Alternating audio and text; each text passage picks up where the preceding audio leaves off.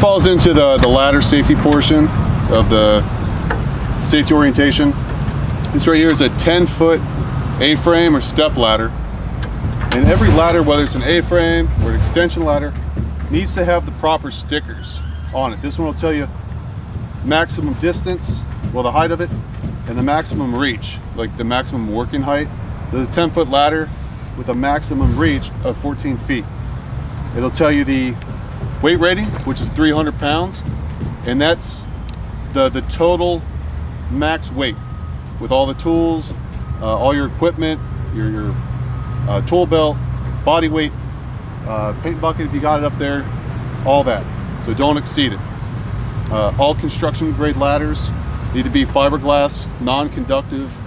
If you see an aluminum ladder on site, whether it's a contact ladder or somebody else, just let them know, hey, that's not the right type of ladder, and just educate them. Now, when you set this up, you want to make sure everything's good on the outside. A lot of times ladders are left outside, the UV can damage it, people bang into it. But look for any splits, any signs of damage on the outside of the rungs. Make sure the actual walking rungs are free of grease, concrete splatter, anything slippery that can cause you to slip as you're climbing up and down these. Also pay attention to the inside rivets. Inside on these rails often get overlooked.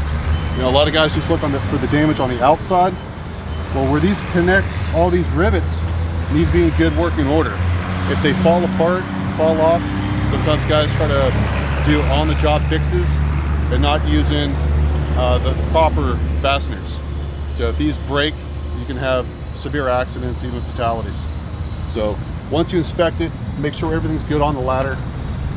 You need to open this up. And on the A-frame ladders, it's critical that you make sure these locking arms are fully engaged.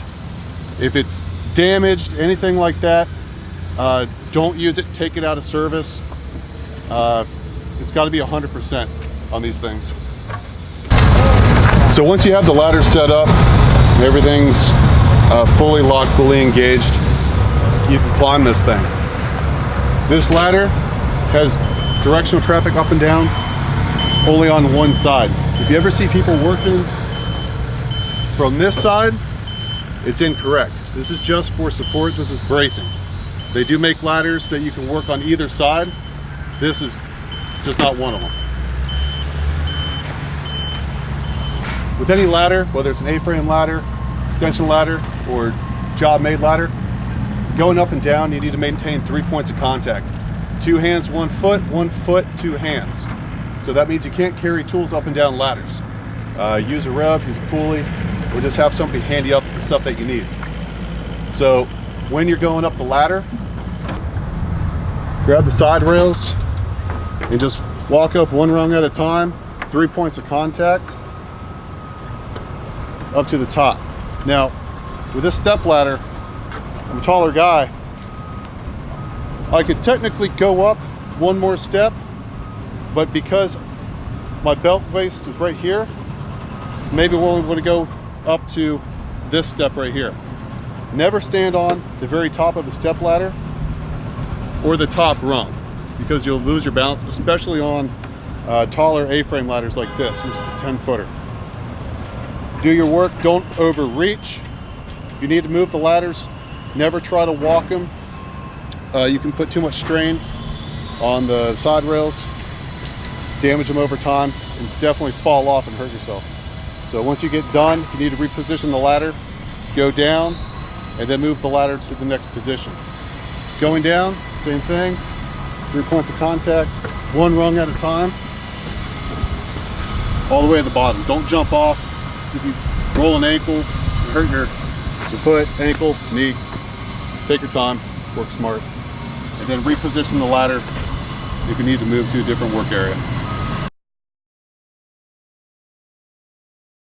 Continuing our ladder safety of this orientation, this is an extension ladder. Again, before you use the ladder, make sure the side rails are in good order. There's no splinters, no cracks, no signs of damage. Check your rivets, make sure they're all there, they're in good working order. All the stickers are there, so it shows you maximum height of the ladder, maximum weight of the ladder, all the information that comes on the stickers. This is a brand new ladder. We actually put clear tape over top of the manufacturer's stickers, because if it gets covered up with concrete or something, tear off the clear plastic, clear tape, and just put new stuff on. Because once these stickers become damaged, we got to tag the ladder out of service until we get new stickers on them. It goes for any ladder, A-frame or extension ladders. But when you set these up, make sure you've got the feet are in place. And when you set it up, for every 4 feet of vertical, you got to be back 1 foot horizontal. So if you're setting a ladder up and it's 16 feet high, the feet need to be 4 feet away from that vertical surface where you're setting up. Top of the ladder needs to extend 3 feet above the top working surface.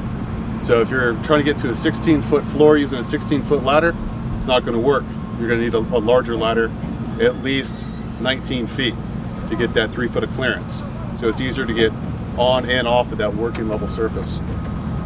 One thing that you never want to do with an extension ladder is try to double the amount of ladders that you have. This is for demonstration purposes.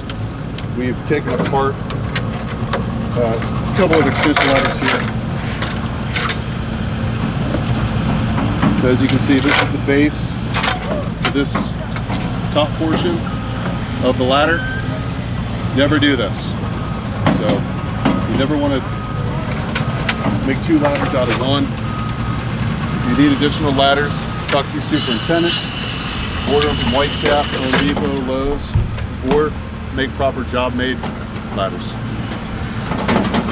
Whenever you're using extension ladders, tie them off at the top and also the bottom.